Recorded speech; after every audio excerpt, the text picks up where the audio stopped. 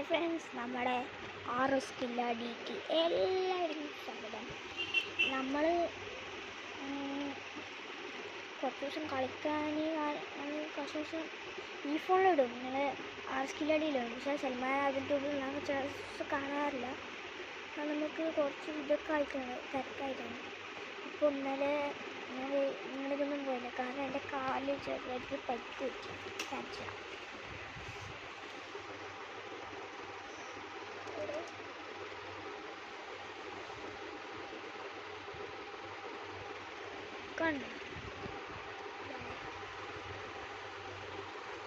കണ്ടോ, ഒരു പരിക്കാരണം എനിക്ക് നടക്കാനും കാര്യങ്ങളും പറ്റില്ല.